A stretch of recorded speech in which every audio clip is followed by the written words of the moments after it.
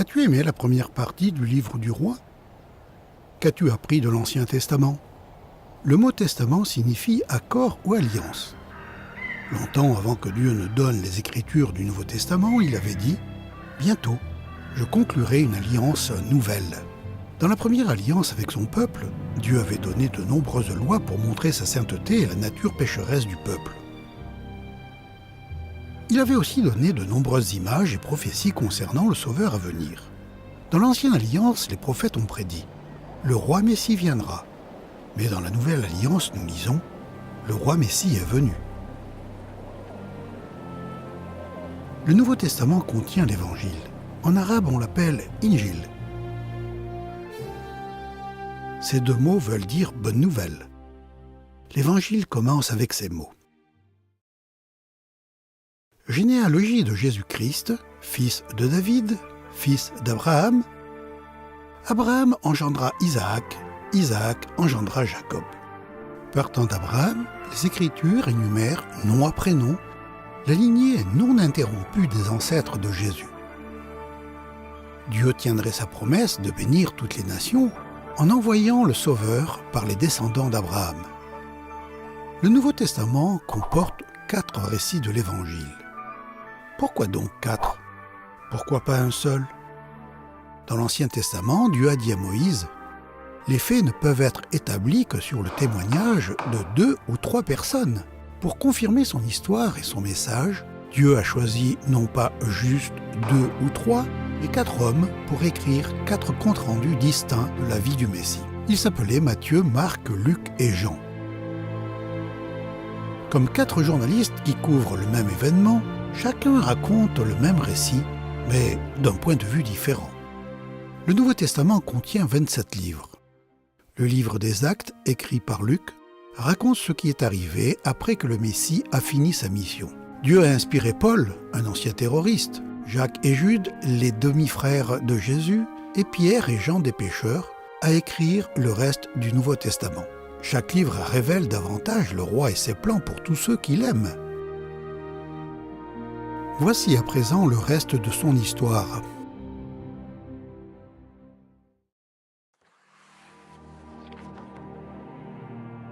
Le moment était venu. Après des milliers d'années de préparatifs, Dieu était sur le point d'envoyer dans le monde le Sauveur promis, le roi Messie. Mais qui serait-il? Et comment viendrait-il?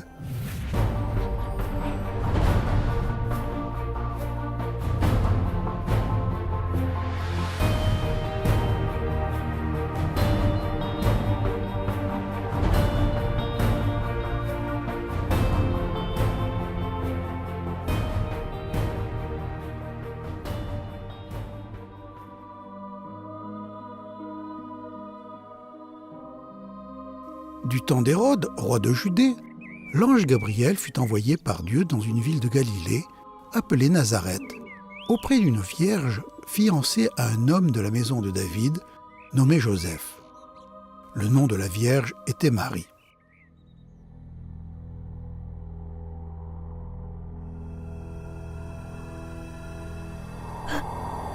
L'ange lui dit « Ne crains point, Marie, car tu as trouvé grâce devant Dieu. Et voici, tu deviendras enceinte et tu enfanteras un fils et tu lui donneras le nom de Jésus. Il sera grand et sera appelé Fils du Très-Haut et le Seigneur Dieu lui donnera le trône de David son père. Et son règne n'aura point de fin. » Marie dit à l'ange « Comment cela se fera-t-il, puisque je ne connais point d'homme ?» L'ange lui répondit « Le Saint-Esprit viendra sur toi, et la puissance du Très-Haut te couvrira de son ombre. C'est pourquoi le Saint-Enfant qui naîtra de toi sera appelé Fils de Dieu. » Pourquoi est-ce que Gabriel a appelé Jésus le Fils de Dieu? Certaines personnes pensent que cela veut dire que Dieu a pris une femme et a engendré un fils. Ce n'est pas ce que cela signifie. Si tu es originaire du continent africain, certains t'appelleront peut-être un fils de l'Afrique. Cela veut-il dire que l'Afrique s'est mariée et a eu un enfant? Non, bien sûr, cela veut tout simplement dire que tu viens de l'Afrique. Le Messie est appelé fils de Dieu parce qu'il est venu de Dieu. Il est venu habiter dans la famille d'Adam, une famille ruinée par le péché.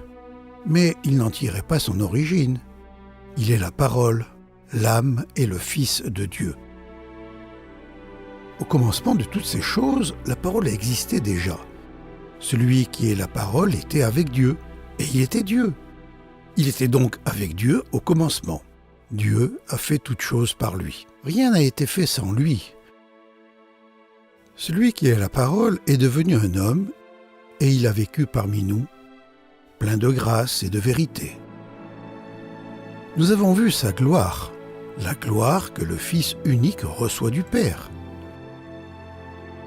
Te souviens-tu de la promesse que Dieu a faite le jour où Adam a mangé du fruit défendu ? Dieu avait annoncé que la postérité de la femme allait écraser la tête du serpent. Cette postérité promise était à présent dans le sein d'une jeune fille vierge. Il restait à voir comment la postérité de la femme allait écraser la tête du serpent.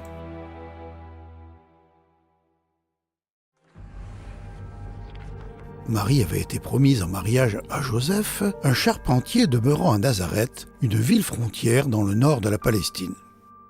Marie et Joseph étaient juifs, leur lignée à chacun remontant au roi David et puis jusqu'à Abraham. Joseph aurait dû être le prince héritier, mais son pays était gouverné par Rome. Des soldats romains patrouillaient dans les rues. Les Juifs soupçonnés de trahison étaient arrêtés et crucifiés. Les collecteurs d'impôts volaient le peuple. La vie était bien pénible. Pourtant, Joseph était excité. Bientôt, il allait prendre Marie pour épouse. Il a travaillé dur pour préparer un endroit où ils pourraient habiter ensemble après le mariage. Puis un jour, il a appris la nouvelle bouleversante. Marie était enceinte. Comment crois-tu que Joseph s'est senti ? Il semblait que Marie lui avait été infidèle. Joseph avait un immense chagrin, mais il voulait faire ce qui était bien. Il a donc décidé de rompre secrètement leurs fiançailles, car il ne voulait pas exposer Marie à une honte publique. Comme il y pensait, un ange du Seigneur lui apparut dans un rêve et lui dit : « Joseph, descendant de David, ne crains pas d'épouser Marie, car c'est par l'action du Saint-Esprit qu'elle attend un enfant. Elle mettra au monde un fils que tu appelleras Jésus, car il sauvera son peuple de ses péchés. » Tout cela arriva afin que se réalise ce que le Seigneur avait dit par le prophète. La Vierge sera enceinte et mettra au monde un fils qu'on appellera Emmanuel. Ce nom signifie Dieu avec nous. La tristesse de Joseph s'est transformée en joie. Quel honneur! Marie allait être la mère du Messie promis, et lui, Joseph, serait son tuteur légal. Le Saint Messie aurait une mère humaine, mais pas de père humain. Son nom serait Jésus, ce qui signifie le Seigneur sauve, ou tout simplement Sauveur. Quand Joseph se réveilla, il agit comme l'ange du Seigneur le lui avait ordonné, et prit Marie comme épouse. Mais il n'eut pas de relation avec elle jusqu'à ce qu'elle ait mis au monde son fils, que Joseph appela Jésus. La main de Dieu était à l'œuvre dans tous ces événements.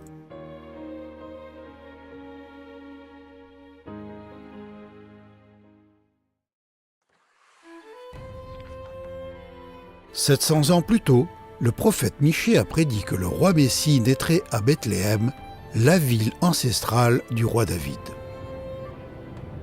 Mais il y avait un problème. Marie et Joseph vivaient à Nazareth, à 3 jours de voyage au nord de Bethléem. Comment les Écritures pourraient-elles se réaliser ? Dieu était le maître de la situation. Comme le moment de l'accouchement de Marie approchait, l'empereur romain, César Auguste, a publié un décret exigeant que tous les sujets de l'Empire s'en retournent dans la ville de leurs ancêtres pour s'inscrire en vue du paiement des impôts. Joseph a donc voyagé de Nazareth à Bethléem avec Marie qui était sur le point de donner naissance.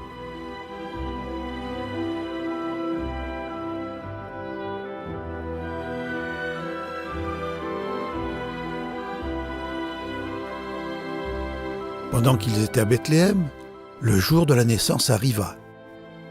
Elle mit au monde un fils, son premier-né. Elle l'enveloppa de langes et le coucha dans une crèche, parce qu'il n'y avait pas de place pour eux dans l'abri destiné aux voyageurs. C'est donc à Bethléem, surpeuplé de voyageurs exténués, venus s'inscrire pour payer les impôts, que la postérité promise de la femme est née. L'Évangile rapporte cet événement avec précision. Elle mit au monde un fils, son premier-né. Du côté de sa mère, ce bébé était le nouveau-né de Marie. Mais du côté de son père, il était le Fils éternel de Dieu.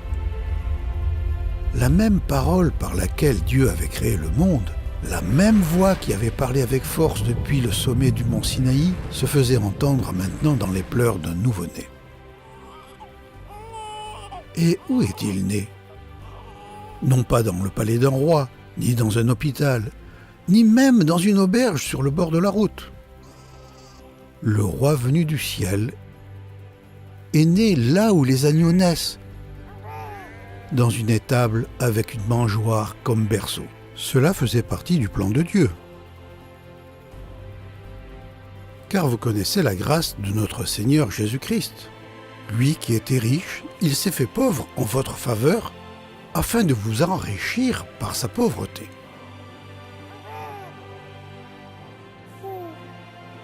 Mais Dieu n'aurait-il pas pu organiser un genre de fête pour honorer la venue de son Fils ?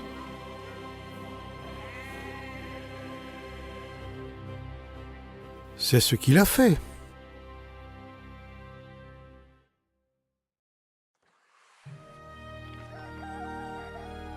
À qui est-ce que Dieu a d'abord fait connaître la nouvelle de la venue du Messie sur terre ? À l'empereur ? Aux riches et aux célèbres ? Aux chefs religieux ? Non. Les premiers à recevoir cette nouvelle électrisante étaient de simples bergers, des hommes qui élevaient des agneaux pour être sacrifiés sur l'autel du temple à Jérusalem. Il y avait des bergers qui passaient la nuit dans les champs pour garder leurs troupeaux. Un ange du Seigneur leur apparut et la gloire du Seigneur les entoura de lumière. Ils eurent alors très peur. Mais l'ange leur dit « N'ayez pas peur, car je vous apporte une bonne nouvelle qui réjouira beaucoup tout le peuple. Dans la ville de David est né pour vous un sauveur. C'est le Christ, le Seigneur. Et voici le signe qui vous le fera connaître.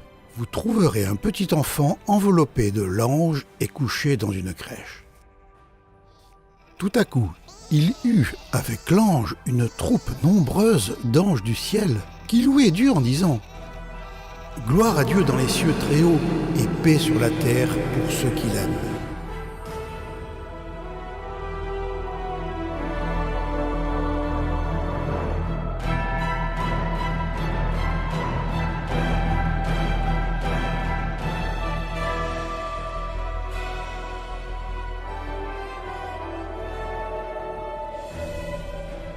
Lorsque les anges les eurent quittés pour retourner au ciel, les bergers se dirent les uns aux autres « Allons donc jusqu'à Bethléem, il faut que nous voyions ce qui est arrivé, ce que le Seigneur nous a fait connaître. » Ils se dépêchèrent d'y aller et ils trouvèrent Marie et Joseph et le petit enfant couché dans la crèche.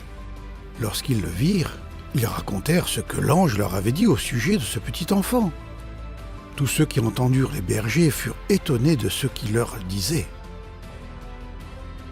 Quelle histoire les bergers avaient à raconter ? Le Sauveur est né. Nous l'avons vu. Nous l'avons touché. L'ange nous a dit qu'il est le Christ, le Seigneur. Un chœur d'ange a rempli le ciel. La nuit s'est faite aussi claire que le jour. Le Messie est venu. Il est ici. Il est ici. Certains ont cru le message des bergers. La plupart, non. Mais crois-le ou non, le roi, dont la date de naissance a divisé l'histoire de l'humanité en deux, s'est joint à la race humaine. Le 8e jour, après la naissance, le moment vint de circoncire l'enfant. On lui donna le nom de Jésus, nom que l'ange avait indiqué avant que sa mère devienne enceinte.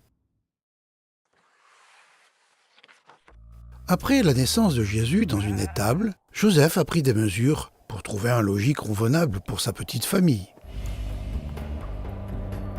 Un jour, quelques mages enthousiastes, des savants qui étudient les étoiles, sont arrivés à Jérusalem. Conduits par une étoile particulière, ces hommes étaient venus de la Perse lointaine à la recherche du roi nouveau-né. Ces mages n'avaient qu'une seule question et qu'un seul objectif. Où est l'enfant qui vient de naître, le roi des Juifs ? Nous avons vu son étoile apparaître en Orient et nous sommes venus l'adorer. Quand le roi Hérode apprit cette nouvelle, il fut troublé, ainsi que toute la population de Jérusalem. Il convoqua tous les maîtres de la loi et leur demanda où le Messie devait naître. Ils lui répondirent « À Bethléem, en Judée, car voici ce que le prophète a écrit. » Alors Hérode convoqua secrètement les savants en leur disant « Allez chercher des renseignements précis sur l'enfant. Et quand vous l'aurez trouvé, faites-le moi savoir afin que j'aille moi aussi l'adorer. » Après avoir reçu ces instructions du roi, ils partirent. Ils virent alors l'étoile qu'ils avaient déjà remarquée en Orient. Elle allait devant eux, et quand elle arriva au-dessus de l'endroit où se trouvait l'enfant, ils furent remplis d'une très grande joie en la voyant là.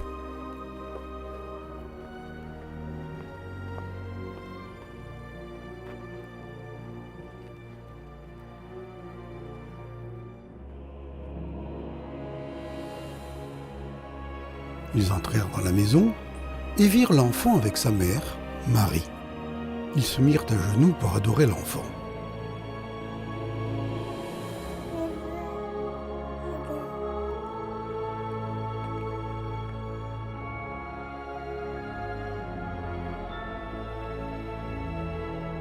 Puis ils ouvrirent leurs bagages et lui offrirent des cadeaux, de l'or, de l'encens et de la myrrhe.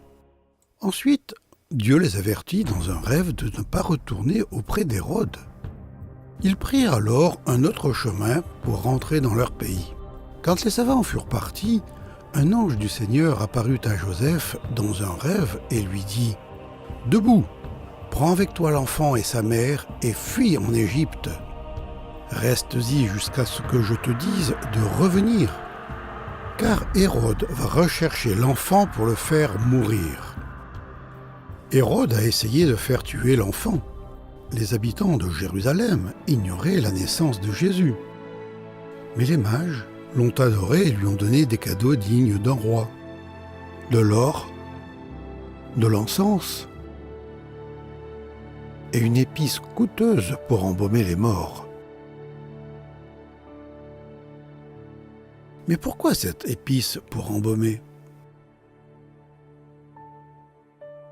Est-ce que ces mages savaient que Jésus était né pour mourir ?